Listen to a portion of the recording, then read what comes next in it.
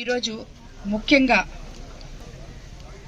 రాష్ట్ర ప్రజలకు, జిల్లా ప్రజలకు, కోవూరు నియోజకవర్గ ప్రజలకు, కోవూరు కాన్స్టిట్యున్సీ నుంచి నా కోసం కన్నీరు పెట్టిన ప్రతి బిడ్డకి, ప్రతి నాయకుడికి, ప్రతి కార్యకర్తకి అందరికీ కూడా నాపై ప్రసన్న చేసిన అనుచిత వ్యాఖ్యలకి మీరందరూ నన్ను ఒక బిడ్డలాగా, ఒక అక్క చెల్లెల్లాగా, ఒక అమ్మలాగా ఆదరించిన ప్రతి ఒక్కరికి కూడా ధన్యవాదాలు తెలుపుకుంటున్నాను.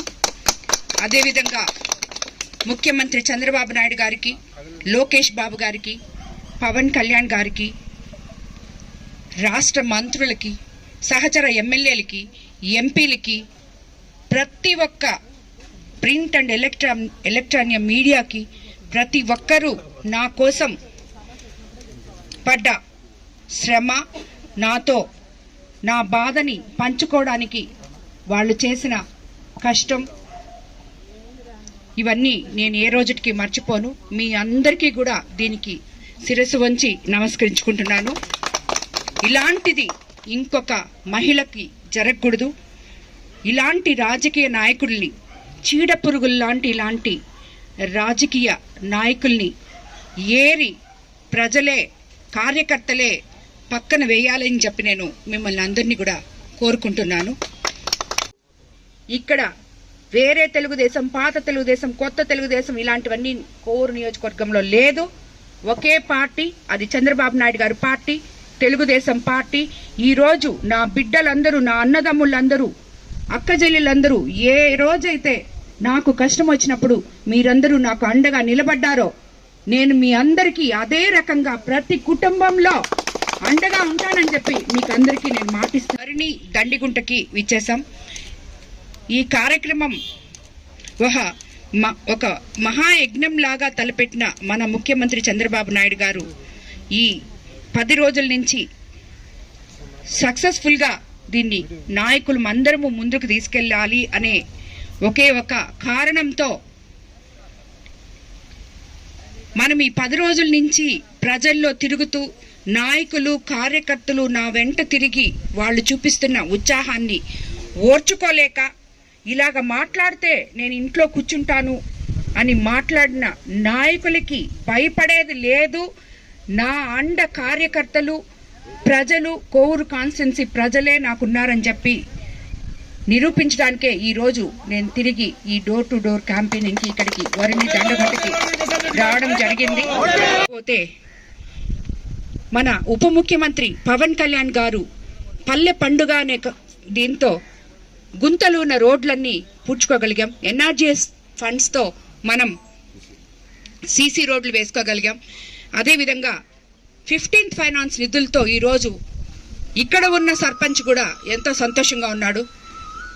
ఈ సర్పంచ్లందరూ కూడా ఊర్లకి 15th ఫైనాన్స్ నిధులతో పనిచేయడం జరిగింది.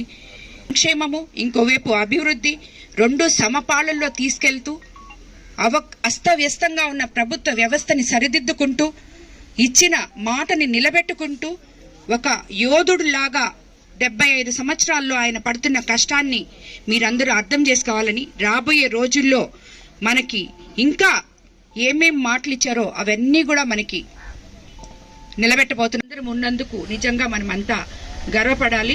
ఈరోజు మనం ఏదైతే బాబు షూరిటీ, భవిష్యత్ గ్యారంటీ అని చెప్పి 6 పథకాలు చెప్పుకొని ఎలక్షన్ ముందు మీ ఊర్లలో తిరిగామో, ఈరోజు అందులో అన్నిటికన్నా ముఖ్యంగా 4000 పెన్షన్ అవ్వాతాతలకు ఇవ్వడం జరిగింది.